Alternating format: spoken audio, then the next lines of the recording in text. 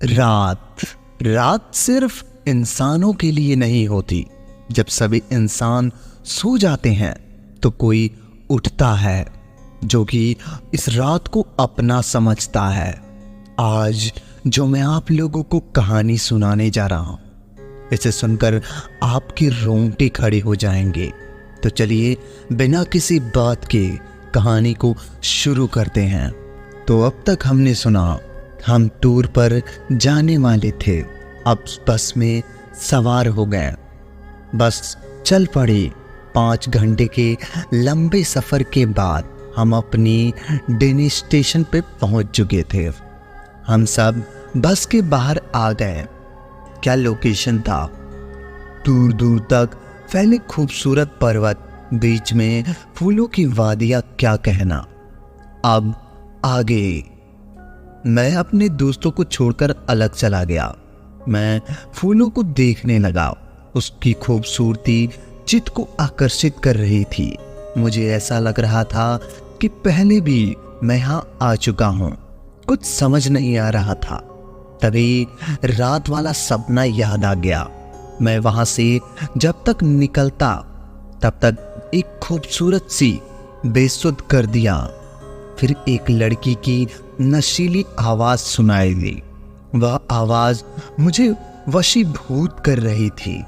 मैं उस आवाज के जादू से खींचता उसके पीछे पीछे चंदर जाने लगा। आवाज ने मुझे पूरी तरह से अपने वश में कर लिया। आओ, अंदर आओ, यहाँ देखो, मुझे देखो, मैं यहाँ हूँ। मेरे होठों को छूना चाहते हो? छुओ ना। मेरे जुल्फों के साथ खेलना है? खेलो। मेरी बाहों में आओ। खोना चाहते हो? आओ, मैं इंतजार कर रही हूँ। एक बार मेरी बाहों में आ जाओ दीपक, आओ ना। मैं इस आवाज के पीछे खींचा चला गया, खुद को वजूद खो गया। मैं उस आवाज के वजूद खोजने रहा था। दिल और दिमाग ने सोचना बंद कर दिया था। वो आवाज मुझे कंट्रोल कर रही थी। फिर दिखी वो खूबसूरत लड़की। उससे आती खुशबू ने मेरी सांसों पर जादू चलाना शुरू किया। अब हम दोनों महज 5 कदमों की दूरी पर थे। उसने मुझे कातिल निगाहों से देखा। मैं उसके खंजर भाती निगाहों से घायल हो जाना चाहता था। मैं अंदर फिर वहीं उम्मीद के नशा चढ़ने लगा। उसने फिर हल्की सी स्माइल दी और अपना सर दूसरी दिशा में घुमा लिया। मैं मंद कदमों से उसकी तरफ बढ़ने लगा। अब मैं उसके बिल्कुल समीप था। उसके जिस्म की गर्मी मुझे महसूस होने लगी। मैंने उसे छूने के लिए अपना हाथ बढ़ाया, लेकिन जब तक मैं उसको छूता वो रेत की भांति बिखर के गायब हो गई थी। मैं उसकी तरफ बढ़ने लगा। वो पेड़ से हटकर थोड़ा और आगे चली गई। मैं भी उसके पीछे चला। वह एक जगह जाकर रुक गई। मैं उन्माद के नशे में बस उसे की तरह छूना चाहता था। मैं अब उसे करीब से पहुंच चुका था। महज 3 कदम की दूरी पर था। मैंने अपना कदम बढ़ाया ही था कि किसी की मुझे पीछे से चीखने की आवाज आई। मैं लड़खड़ाता हुए पीछे गिर पड़ा। ये मेरा दोस्त था। मैंने अपने आसपास नजर घुमाई।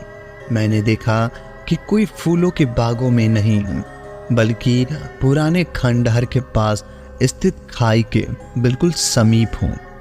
इतना समीप कि अगर मुझे किसी ने पीछे से ना खींचा होता तो मैं खाई में चला जाता। फिर मेरा अता पता न चलता। मुझे इतना डर लगा कि मैं कांपने लगा।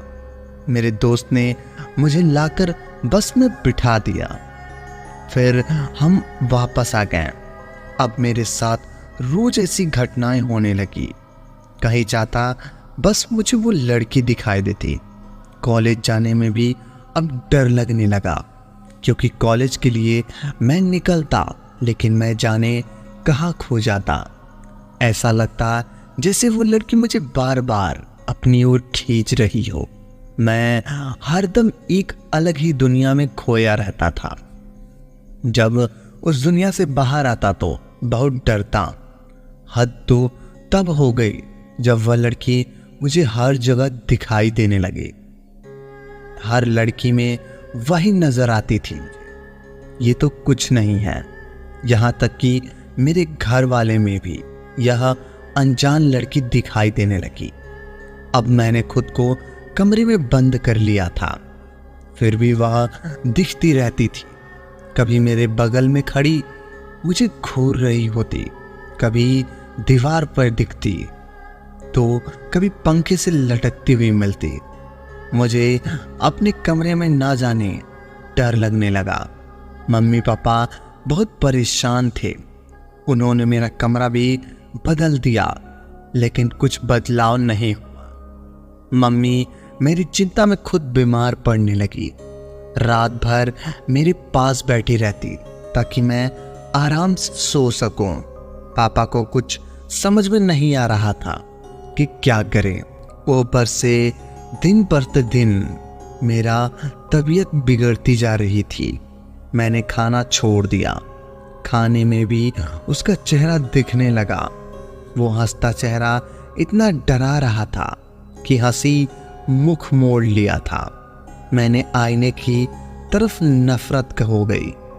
जब आईना देखता तो उसी आईने में दिखाई देती थी। मैंने सारे आईने को कांच को तोड़ डाले थे। अब मैं पागलों की भांति हरकतें करने लगा था।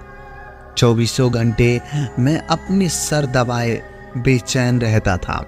मेरे कानों में उसकी हंसी गूंजती रहती थी। गांव की अफवाहों में उड़ने लगी थी।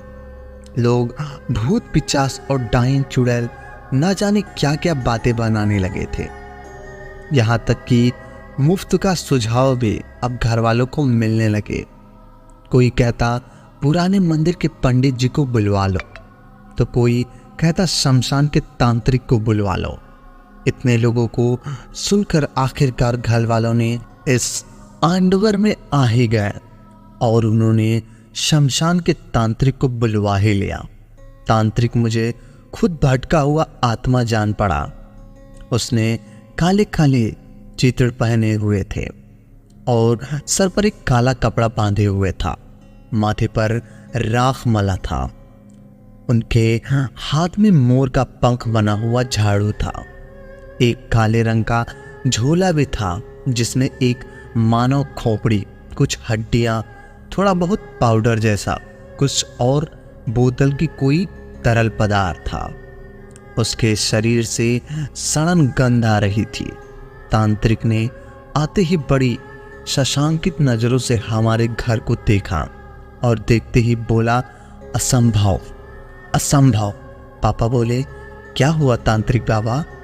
तेरे घर पर चुड़ैल का साया है, कोई नहीं बचेगा। बाबा ऐसा मत बोलिए। पापा ने उस तांत्रिक से विनती करते हुए कहा, देख तेरी बेटी पर वो सवार है। धीरे धीरे वो अपने पास बुला रही। एक दिन वो इस लड़के को पाकर ही रहेगी। कौन है वो बाबा? पापा बोले, मूर्ख, पूर्व जन्म का प्यार, वो उसे लेकर रहेगी। तांत्रिक बड़ा कन्फ्यूसी से बोला, बाबा कुछ तो उपाय होगा। पापा हाथ जोड़ते हुए बोले, है उपाय, एक उपाय है। लेकिन पापा बोले, बहुत मुश्किल है।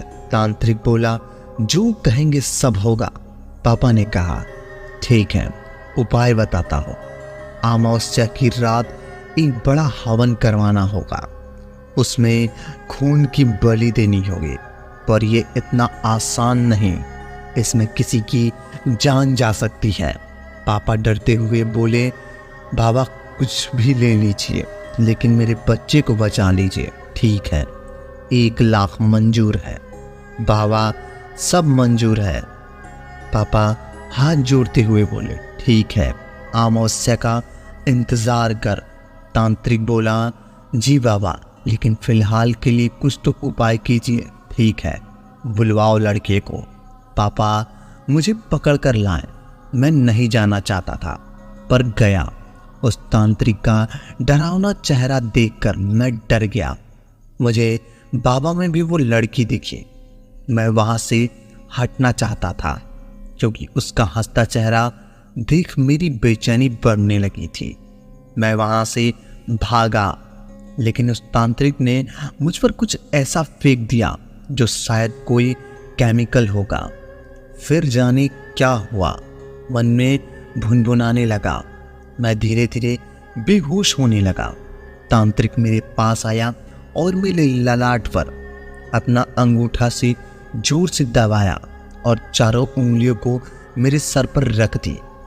मैं पूरी तरह से बेहोश हो गया। जब होश आया तो मैंने देखा वो तांत्रिक पापा से बात कर रहा था। मुझ में कुछ बदलाव नहीं हुआ था। हाँ सर, जोरों से ज़रूर घूम रहा था। फिर अमावस की रात आई। घर के लोग थोड़े डरे हुए थे। उसने नरमुंड सजाया और मुझे बीच में बिठा दिया। 2 घंटे तक वो एक्टिंग करता रहा और अंत में भी साबित कर दिया कि चुड़ैल चली गई। मैं कुछ देर बेहोश पड़ा रहा। जब होश आया तो सर दर्द तेज हो रहा था और फिर अंत में उसने झोले में एक ताबीज़ निकाला और मुझे दे दिया। बोला इसे गले में हमेशा पहने रखना, वो कभी नहीं आएगी। मम्मी पापा बड़े खुश हुए। पापा ने 1 लाख रुपए बिना सोचे उसे दे दिए हैं लेकिन कोई फ़ायदा नहीं हुआ। ऊपर से पैसा तो गया सो अलग। पापा ने उस ढोंगी को बहुत ढूंढा लेकिन वो तो गधे के सर से सींग की तरह गायब हो गया। तो क्या वो लड़का बच पाएगा उस लड़की से? क्या वो लड़की इसे छोड़ देगी? आखिर क्यों इसके पीछे पड़ी है? पूरा कहानी जानने के लिए ईयरफोन लगाकर ध्यान से सुनते रहें। मिलते हैं अगले भाग में, तब तक के लिए धन्यवाद। अगर कहानी पसंद आया हो तो वीडियो को लाइक और चैनल को सब्सक्राइब कर दो ताकि हमारी आने वाली कहानियाँ सबसे पहले आप तक पहुँचे। धन्यवाद।